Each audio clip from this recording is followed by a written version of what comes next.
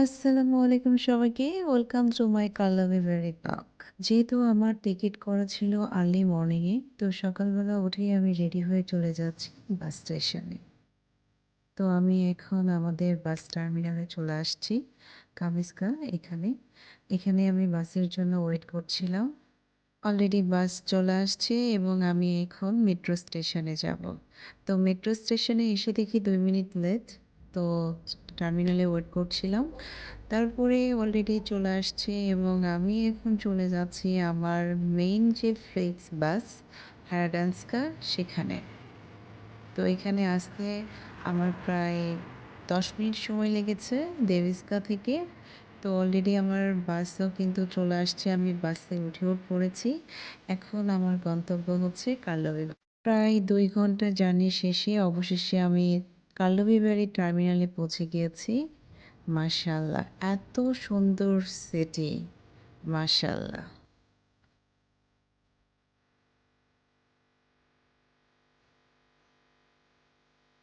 কার্লোবিবাড়ি check রিপাবলিকের ছোট্ট একটা city, অনেক সুন্দর। এত সুন্দর সিটি না দেখলে আপনারা বিশ্বাসই করতে পারবেন না। তো আমি হেঁটে হেঁটে চলে যাচ্ছি ফেমাস কিছু প্লেস দেখার জন্য। প্রথমেই আমি যে প্লেসটাতে যাচ্ছি এটার নাম হচ্ছে মিনি কলোনাইট। এটার বিশেষত্ব হচ্ছে আর্কিটেকচার। এত ইউনিক আর্কিটেকচার যেটা দেখলে আপনারা নতুন একটা এক্সপেরিয়েন্স গ্যাদার করতে পারবেন। চেক আর্কিটেক্ট জোসেফ এটা ডিজাইন করেছে। এত সুন্দর মনোমুগ্ধকর ডিজাইন যেটা আপনারা না দেখলে আপনাদের কাছে অবিশ্বাস্য মনে হবে। কিন্তু প্লেসটা অনেক ক্রাউডি। সব সময় এখানে লোকজনের সমারোহ থেকেই থাকে, অনেক লোকজন। এই ফেমাস আর্কিটেকচার ডিজাইনটা তৈরি করতে প্রায় ১০ বছর সময় লেগেছিল। ১৮৭১ থেকে ১৮৮১ সাল পর্যন্ত কনস্ট্রাকশন রানিং ছিল এবং এর পাশেই রয়েছে থার্মাল স্প্রিং। এই মিল স্প্রিংটা ছিল সর্বপ্রথম রিকমেন্ডেড ড্রিঙ্কিং ওয়াটার, যেটা ১৭০৫ সালে এখানে প্রতিষ্ঠিত হয়। এইখান থেকেই মিনারেল ওয়াটারগুলো বোতলজাত করা হতো এবং সারা বিশ্বে সরবরাহ করা হতো। আমরা যে মিনারেল ওয়াটারটা পান করি সেটার উৎপত্তি এখান থেকেই।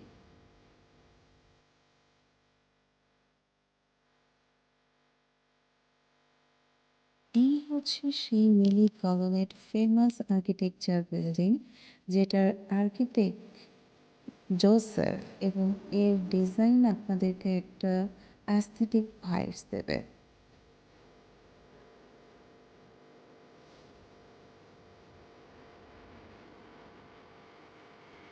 এবং এই বিল্ডিংটা হচ্ছে পুরোটা স্টোন দিয়ে তৈরি করা।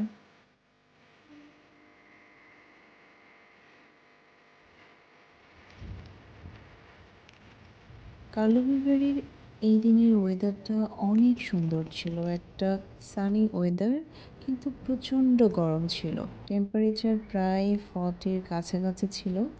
তো আমি এর মধ্যে একটা আইসক্রিম নিয়েছিলাম এবং দেখেন আইসক্রিমটা এত গরমে একদম গলে গেছে।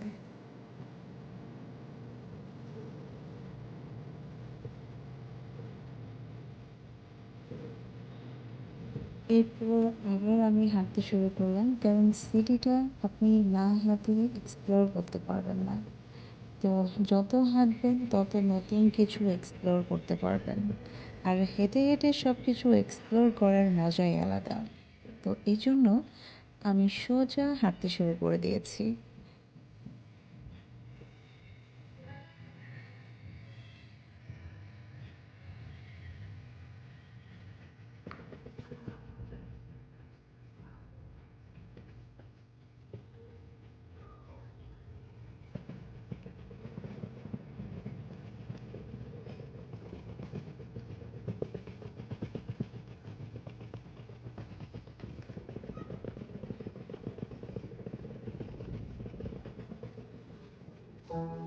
হাঁটতে হাঁটতে আমি চলে গেলাম মার্কেট কলোনিতে।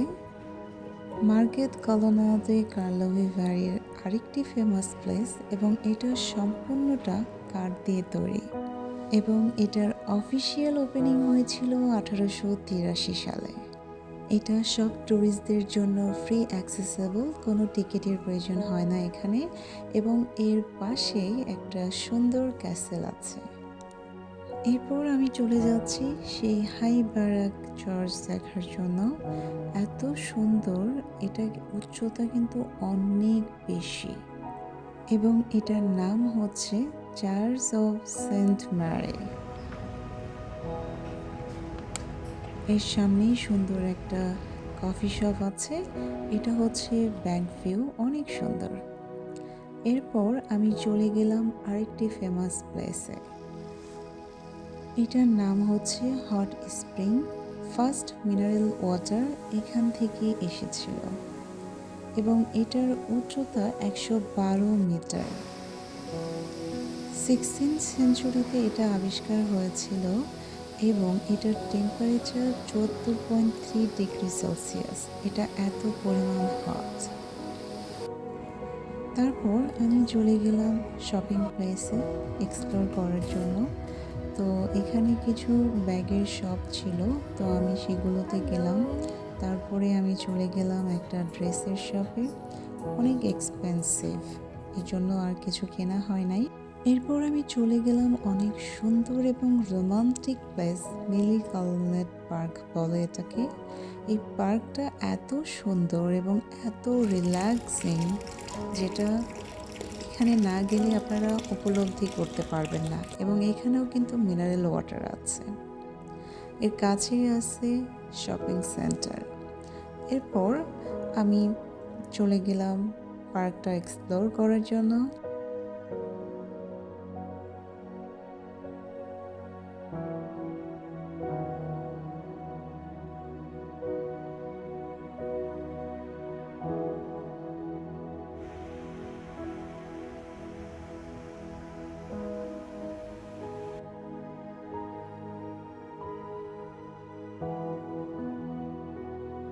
পার্কের শেষ প্রান্তে একদম থার্মাল যে রেস্টুরেন্টটা আছে, এটার কাছেই ওপেন প্লেসে কিছু শপ রয়েছে।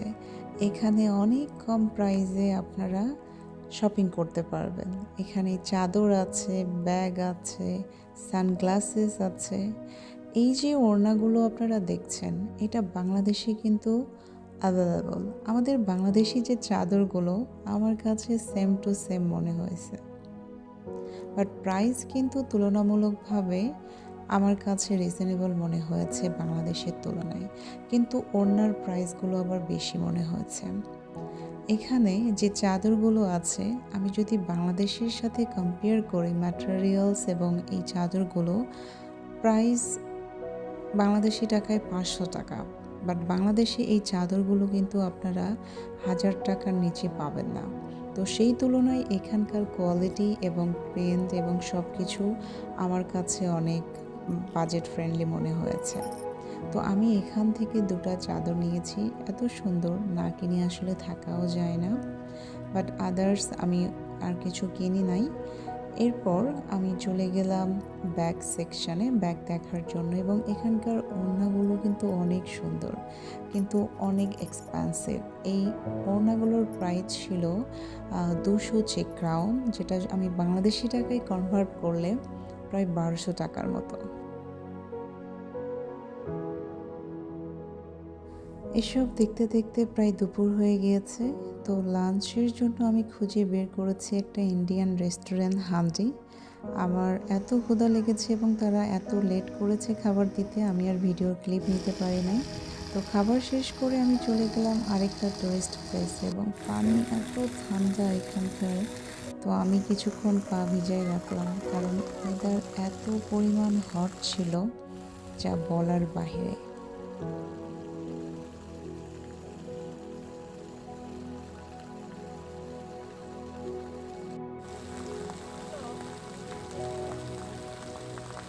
কার্লোভি ভ্যালির আরেকটা বিশেষত্ব হচ্ছে এখানকার সব কোনায় কোনায় আপনারা স্পা এবং ম্যাসাজ সেন্টার খুঁজে পাবেন, কারণ এখানে স্পার জন্য বিখ্যাত।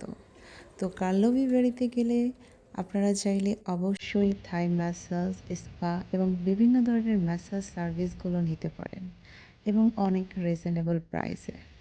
যদি আপনাদের হাতে সময় থাকে অবশ্যই এটা ট্রাই করবেন, একটা রিল্যাক্সিং ফিল আসবে।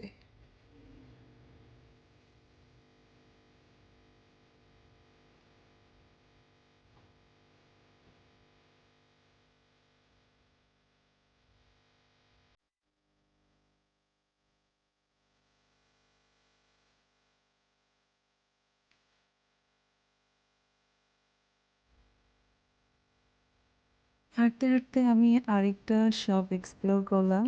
এটা একটা চাদর এবং ওড়নার শপ, ভিতরে এবং ড্রেসও আছে কিছু। সেম প্রাইস, সেম সব কিছু, তো আমি আর ভিতরে যাই না।